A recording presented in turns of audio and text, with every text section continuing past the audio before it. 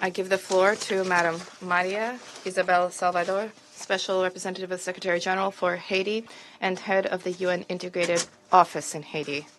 You have the floor, Madam. Monsieur.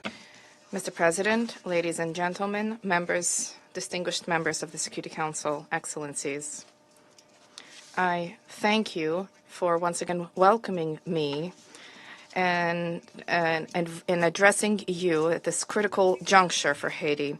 Since my last briefing to the Council in January, the security situation in Haiti has further deteriorated.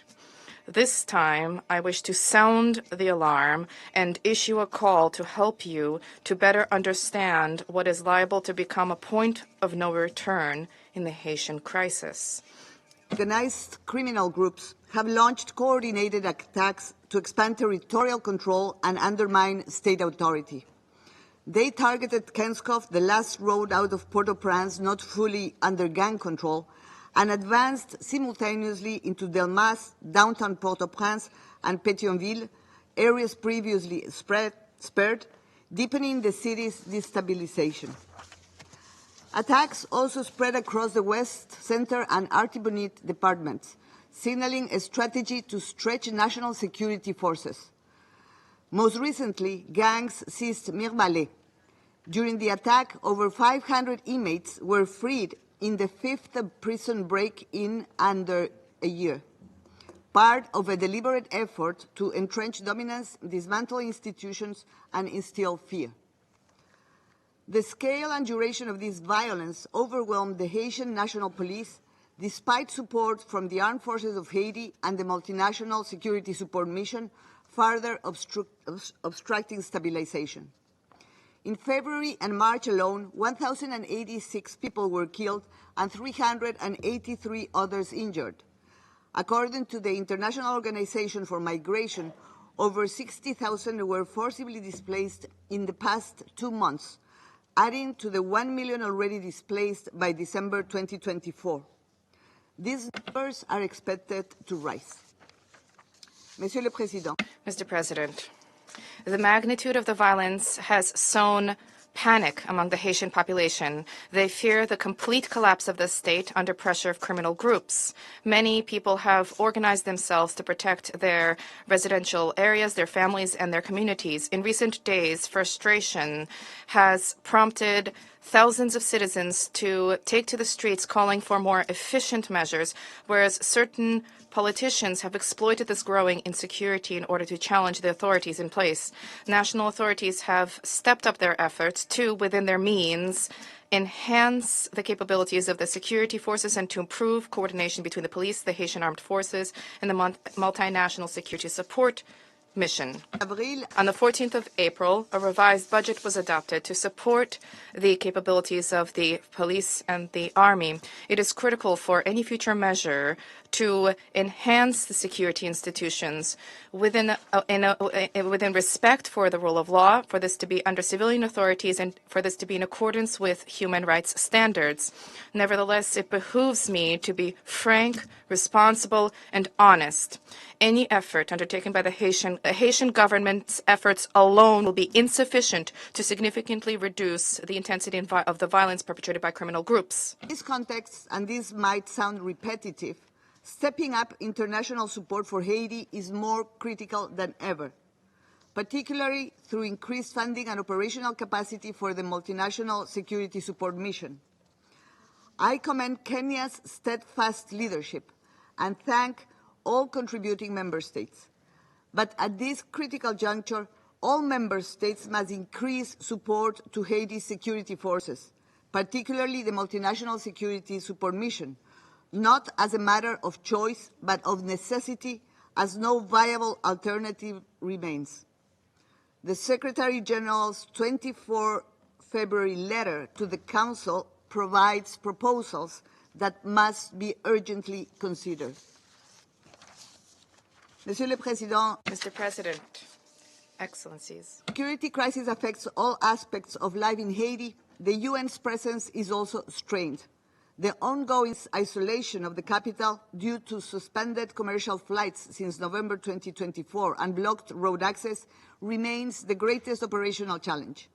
In response, BNU and UN agencies have adopted hybrid modalities and reduced their presence in Port-au-Prince to maintain operations and deliver life-saving support. However, without sufficient and predictable funding, even a minimal UN presence may become unsustainable, jeopardizing our ability to meet mandate priorities. I thank the World Food Programme and UNHAS for ensuring access under extreme constraints and urge continued and scaled-up support to WFP Haiti. Without this critical lifeline, UN operations could be further reduced at a time when the country needs us most. Monsieur le Président, Mr. President, despite the tremendous security challenges, the Haitian authorities, with support from BNU, have adopted measures to facilitate the advancement of the political process. The Presidential Transition Council is led under the leadership of Mr.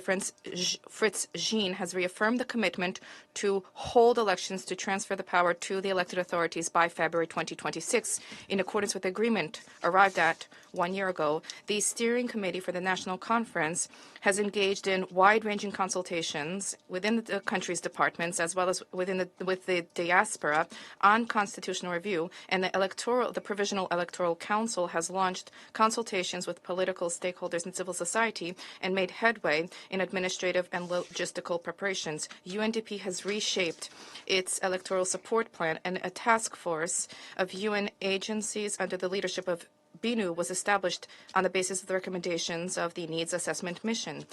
Despite this progress, many are concerned about the feasibility of the timeline, as well as the security-related deterioration which has compromised essential preparations for the organization of a referendum and inclusive, participatory, and credible elections. Engaging constructively on how to realistically advance electoral preparations, while understanding that restoring security and a stable environment is essential to end the cycle of transitional arrangements and replace it with democratically elected institutions. In light of the deterioration environment and based on the Secretary General's message, it is vital to align BNU's scope with on-the-ground realities.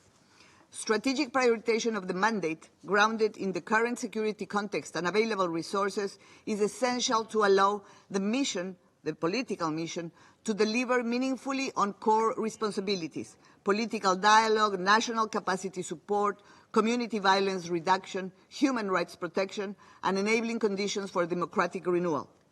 This is a call to focus BNU's efforts where they can be most impactful, sustainable, and credible.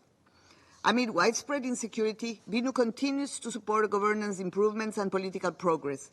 We are working closely with the newly appointed National Commission for Disarmament, Dismantlement, and Reintegration. Its installation reflects determination by national authorities to advance despite the challenges. The work on the National Strategy for Community Violence Reduction and a draft law on weapons and ammunition are steps towards reducing violence.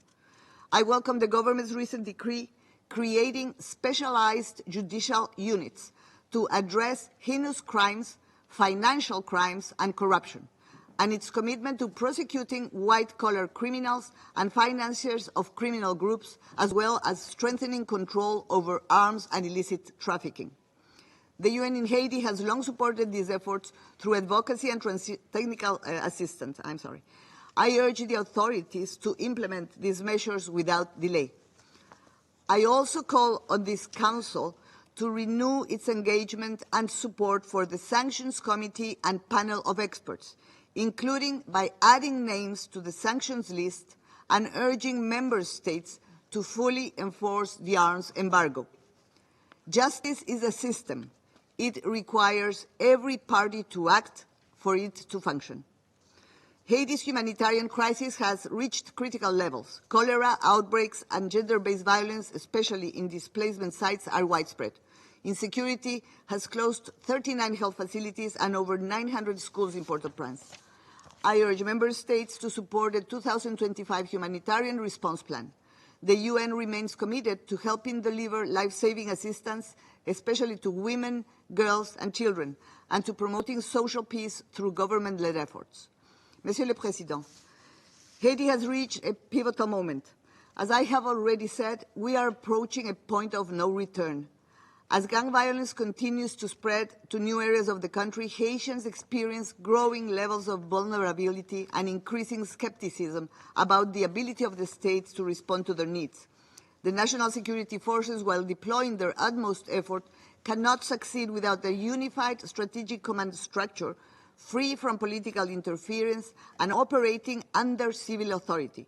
In addition, they require more specialized anti-gang units, better equipment, and improved working conditions. However, and it must be said, without timely, decisive, and concrete international assistance, the security situation in Haiti may not change. Haiti could face total chaos, and your quick answer will contribute to the solution of such stark deterioration. I urge you to remain engaged and answer the pressing needs of the country and its people. For its part, notwithstanding the enormous security challenges that we face, BINU, as mandated by this Council, will spare no effort in supporting the Haitian-led political process towards the restoration of peace and democratic institutions as soon as conditions are met. Thank you. Je remercie. I thank the Special Representative of the Secretary General for a briefing, a very elucidating briefing.